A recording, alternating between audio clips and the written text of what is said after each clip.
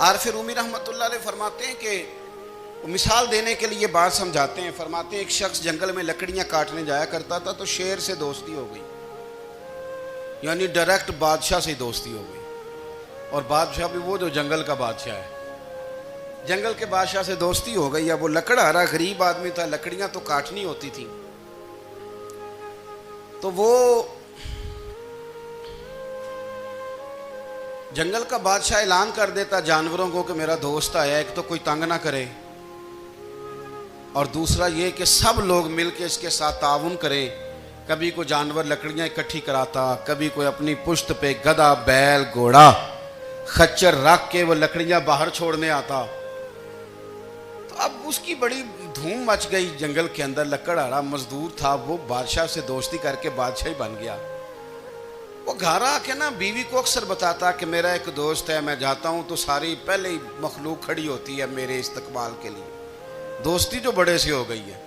بنا ہے شاہ کا مصاحب تو پھر یہ ہے اتراتا، وگرنہ شہر میں غالب کی آبرو کیا ہے۔ ہم نے تو پوچھتا ہی کوئی نہیں، یہ تو بنا ہے شاہ کا مصاحب تو پھر یہ ہے اتراتا، وگرنہ شہر میں غالب کی آبرو کیا ہے۔ تو وہ لوگوں کو بتاتا، بیوی کو بھی بتاتا دوست ہے، تو بیوی کہنے لگی اتنی تو تعریفیں کرتا، یہ نہیں بتایا کہ وہ جنگل کا شیر ہے، بس نیرا دوست بتا دیا۔ بیوی کہنے لگ گئی کہ تو اتنا جو اس کا ذکر کرتا ہے تو کسی دن بلا نا، بلا کسی دن تاکہ اس کی دعوت کریں۔ اب اس نے پھر نہ اس کو پردے میں رکھا، کیا کہتے ہیں آج کل، سرپرائز دینا ہے، مگر سرپرائز دینا ہے جی، پردے میں رکھا کہ وہ شیر ہے۔ تو وہ بلا لیا گھر، اب اس کے لیے کچا گوشت، ظاہر ہے شیر نے کچا گوشت سکھانا تھا۔ وہ کہنے لگی پکانا کس طرح کا ہے؟ وہ کہنے لگا جب وہ آئے گا پھر بتاؤں گا۔ اب وہ کچا گوشت 2-3 بکرے ذبح کر کے ڈال دیے، وہ آ گیا شیر۔ عارف رومی کہتے ہیں جب وہ آیا نا تو اس کی بیوی نے دیکھا تو اس نے ایک سخت جملہ کہہ دیا، کہنے لگی اوہو میں سمجھی تھی پتہ نہیں کون ہے، اس طرح کے درندے تیرے یار ہیں، کتے بلے دوست بنائے ہوئے ہیں، یہ کیا بات ہوئی؟ خیر وہ شیر نے سن لیا، گوشت کھایا، وہ چلا گیا۔ اگلے دن لکڑہارا لکڑیاں کاٹنے گیا تو شیر نے ملاقات کرتے ہی لکڑہارے سے کہا کہ یہ نا کلاڑی اٹھا اور میری پشت پہ نا ایک زخم کر دے۔ اس نے کہا نہیں میں یہ کام نہیں کرتا، تو میرا دوست ہے۔ اس نے کہا سن بھائی، میں نے پیار سے کہا ہے تو مان جا، ورنہ میں ہوں شیر، میں نے تجھ سے منوا ہی لینا ہے، میں کوئی تکلیف دوں گا مناسب نہیں، تو کر۔ اس نے کلاڑی اٹھائی اور اس کی پشت پہ ایک زور سے زخم لگا دیا، خون بہنے لگا۔ اس نے کہا تو نے آج کے بعد آنا ہے، لکڑیاں کاٹنی ہے، تجھے کوئی کچھ نہیں کہے گا، بس یہ ایک حکمت تھی جو میں نے کیا ہے۔ قصہ مختصر، وہ آتا رہا، لکڑیاں ملتی رہی، خدمت بھی ہوتی رہی، 6-8 ماہ گزر گئے۔ ایک دن شیر اس سے کہنے لگا یہ میرے ذرا بال اٹھا کے دیکھ، وہ جو تو نے زخم لگایا تھا وہ کہاں پہ ہے؟ اس نے وہ بال اٹھا کے دیکھا تو زخم ملا ہی نہیں، کئی جگہ پہ ٹٹولا کا، یار یہاں تھا یہاں تھا یہاں تھا۔ شیر نے پھر کیا کمال ہی جملہ کہا، اس نے کہا کہ وہ جو کلاڑی کا زخم تو نے لگایا تھا نا وہ مکمل ہو گیا، لیکن تیری بیوی کا جو لہجہ تھا اور اس کی جو تلخی تھی وہ آج تک میرے ذہن میں موجود ہے، وہ ابھی بھی مجھے تکلیف دیتی ہے۔ بات سوچتا ہوں مجھے اس نے درندہ کہا، اس نے میرے بارے میں اتنے کچے اور کمزور اور سخت جملے کہے، تو وہ بات مجھے بھولتی، وہ آج بھی میرے ذہن میں اسی طرح گونجتی ہے۔ تلخ جملے جو اس نے کہے اور خوفناک جو انداز اس نے اختیار کیا، وہ بات مجھے کبھی بھی بھولتی۔ تو آپ کے لفظ لوگوں کو بھول جاتے ہیں پر لہجہ یاد رہتا ہے۔ انسان کی بات کا دوسرے پر بڑا اثر ہوتا ہے، لیکن اس کی بات کے ساتھ ساتھ اس کے لہجے کا بھی بڑا اثر ہوتا ہے۔ کھانے کا بھی بڑا اثر ہے، لیکن کھانا آپ کس برتن میں رکھ کے دے رہے ہیں اس کا بھی بڑا اثر ہے۔ آپ نے کھانا کس طرح سجایا ہے، کس جگہ کسی کو بٹھایا ہے، اس کا بھی بہت زیادہ اثر ہے۔ اسلام یہ کہتا ہے کہ آپ کا جو لب و لہجہ ہے وہ ہمیشہ اچھے اخلاق والا ہونا چاہیے۔ لہجے جو ہوتے ہیں نا، لہجے، لب و لہجہ، وہ بڑی تاثیر رکھتا ہے۔ بڑا اثر رکھتا ہے. چھوٹا سا بچہ ہوتا ہے, دودھ پیتا ہے, ابھی نونہال بچہ ہے چھوٹا سا, ابھی اسے پتہ نہیں ہے کہ کون سی بات کا کیا معنی ہے. اسی بچے کے آپ نے گال پہ محبت کے ساتھ ہاتھ پھیرا تو وہ ہنس دیتا ہے, لیکن اگر آپ غصے کے ساتھ اس کی گال پہ ہاتھ لگاتے ہیں تو وہ رو دیتا ہے. آپ میری بات کو سمجھیں گے, ابھی اس کو لفظوں کے مفاہیم کا نہیں پتا, معانی سے ابھی وہ آگاہ نہیں ہے, معنی نہیں جانتا, پر آپ نے کس لہجے کے ساتھ اس سے پیار کیا یہ اسے پتا ہے. یہ جو لہجہ ہوتا ہے نا, لہجہ, اخلاق آپ کا, یہ بڑا اثر کرتا ہے. آپ نے گفتگو کی, لیکن اس گفتگو میں آپ کا انداز کیا تھا, لب و لہجہ کیا تھا. کچھ لوگ کہتے ہیں میں نے کوئی غلط بات کی ہے, بالکل ٹھیک بات کی ہے. بھئی آپ کی بات ٹھیک تھی, پر آپ کا انداز ٹھیک نہیں تھا. جہاں بات ٹھیک ہونا ضروری ہے نا, وہاں انداز ٹھیک ہونا بھی بڑا ہی ضروری ہے. آپ کے لہجے کا خوبصورت ہونا اور آپ کے لفظوں کا حسین ہونا بھی بڑا ہی ضروری ہے.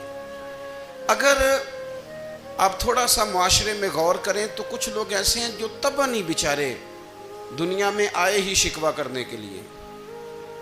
ان کے لہجے سے نہ ترش روئی برستی ہے, تلخی ہے. وہ جی میں فلاں آدمی کے پاس گیا تو اس نے میری بات نہیں سنی, فلاں شخص سے میری ملاقات ہوئی, میں نے وقت گزارا پر وہ بندہ ٹھیک نہیں نکلا, فلاں کے ساتھ میں آگے بڑھنا چاہ رہا تھا پر میرے معاملات چل نہیں سکے. تو بھئی آپ دوسروں کو ناپتے اور تولتے رہے, آپ کو یہ دیکھ لینا چاہیے تھا کہ آپ کا انداز فکر ہی کہیں غلط نہ ہو. لہجے, اخلاق, یہ آپ کے لفظوں سے بھی زیادہ اثر بعض اوقات رکھتے ہیں. کسی نے کہا تھا کہ میرے لہجے میں غرور آیا تھا, اس کو حق تھا کہ شکایت کرتا تھا. میرے لہجے میں کچھ ایسا کہ جس پہ وہ بیچارہ پریشان ہو گیا, اب اس کا حق بنتا تھا وہ اس پہ شکایت کرتا. تو میرے عزیز, آپ بات کو یاد رکھیں گے کہ جو اخلاق ہے, آپ کا جو اخلاق ہے, جو آپ کا کردار ہے, وہ اپنی ایک خوبصورتی رکھتا ہے. اس لیے میرے نبی پاک صلی اللہ تعالی علیہ وآلہ وسلم نے فرمایا تم میں کامل مومن وہ ہے جس کا اخلاق زیادہ اچھا ہے. جو کہانیاں زیادہ سناتا ہے وہ نہیں, جو اپنی خدمات زیادہ بتاتا ہے وہ نہیں, جو باقی سب کی نفی کر کے کہتا ہے کہ دنیا میں کوئی بندہ ٹھیک نہیں, صرف میں ٹھیک ہوں, وہ والا بندہ نہیں. بلکہ فرمایا جس بندے کا اخلاق زیادہ اچھا ہے. اخلاق دیکھیں, یہ جو آپ کا لہجہ ہوتا ہے نا, یہ بہت زیادہ اثرات مرتب کرتا ہے آپ کے گھر پہ بھی, باہر بھی. آپ اگر اپنی گفتگو میں باڈی لینگویج کو تھوڑا سا اچھا رکھیں, کچھ لوگ ایسے ہوتے ہیں جو بات بڑی صحیح کرتے ہیں پر کچھ زیادہ ہی باتیں کرتے ہیں, تو وہ زیادہ باتیں کرنے کی وجہ سے ان کی جو صحیح باتیں ہوتی ہیں ان کا بھی وزن خراب ہو جاتا ہے, کیونکہ وہ زیادہ باتیں کرتے ہیں, ہر وقت بولتے ہیں, ہر وقت بات کرتے ہیں. تو جب وہ ٹھیک بات بھی کر رہے ہوں تب بھی ان کی بات کا لوگ اثر قبول نہیں کرتے. لیکن اگر ان کا لہجہ باوقار ہو, بات وہ تھوڑی کریں پر جتنی کریں ذرا سونی کر کے کریں, گفتگو میں خود بخود اثر پیدا ہو جائے گا, بات اچھی لگے گی. اخلاقی رویے اگر لوگوں کے زیادہ اچھے ہو جائیں, ایک تو مسکرانے کا بل کوئی نہیں آتا, اس کے پیسے کوئی نہیں لگتے, اور یہ بھی شکر ہے ابھی تک اس پر ٹیکس بھی کوئی نہیں, یہ بھی مقام تشکر ہے. تو اگر آپ بات کریں اور اس میں تھوڑی سی مٹھاس پیدا کر لیں, آپ تھوڑی سی بات میں نا مٹھاس. میرے ایک کلاس فیلو ہیں, تو وہ تقریر کر رہے تھے اور میں سن رہا تھا, تو مجھے بعد میں کہنے لگے آپ تبصرہ کریں میں نے کیسی تقریر کی ہے. یہ ہوتا ہے نا جی, بعض اوقات دوست بیٹھتے ہیں بے تکلف تو کئی دفعہ کچھ باتیں ایسی ایک دوسرے کے ساتھ کرتے ہیں. تو مجھے کہنے لگے آپ بتائیں کہ میں بات کر رہا تھا تو کیسی تھی. تو میں نے کہا جب آپ بات کر رہے تھے تو میں ڈر رہا تھا, مجھے لگ رہا تھا کہیں آپ لڑ نہ پڑیں. بھئی آپ اطمینان سے بات کریں, آپ تسلی سے بات کریں, آپ خندہ پیشانی کے ساتھ بات کریں. میرے نبی پاک صلی اللہ تعالی علیہ وسلم نے فرمایا, مسلم شریف کی حدیث ہے, حضور فرماتے ہیں نیکی کو کبھی چھوٹا نہیں سمجھنا, نیکی کو حقیر نہیں سمجھنا. کچھ نہ ہو سکے تو اپنے بھائی سے مسکرا کے بات ہی کر لیا کرو. बात करो तो तुम्हारे लहजे में तुर्श रुई ना हो। बाज़ औक़ात आप तल्ख बात करते हैं, आपका लहजा तल्ख होता है तो आपकी सही बात भी कबूल नहीं की जाती। लेकिन अगर आपके लहजे में मुस्कुराहट हो, आपके लहजे के अंदर खूबसूरती हो, तो आपके अपने भी आपके बेगाने भी सब के सब आपकी बात को तसल्ली के साथ समझना वो गवारा करेंगे। इसी तरीके से हमारा दिल करता है कि लोग हमारी बात सुने, हमारे गर्विदा हों, हम जो पैगाम देना चाहते हैं वो पैगाम लोग अच्छे तरीके से कबूल करें, उस पर लोगों की तवज्जो ज़्यादा हो, ये हमारा शौक़ होता है। और दुनिया में अब तो फेमस होने का शौक़ बड़ा बढ़ गया है, अब बड़ा बढ़ गया है। अब तो लोगों को ना शायद लोग मकबूलियत इसी का नाम लेते हैं कि मेरे इतने लाइक्स हैं, इतने फॉलोवर हैं, इतने सारे लोग हैं तो शायद मैं बड़ा मकबूल हूँ। याद रखना, काबिलियत से ज़्यादा कबूलियत ज़रूरी होती है। फॉलोवर क्या करेंगे अगर रब भी राज़ी ना हुआ तो? लाइक्स क्या करेंगे?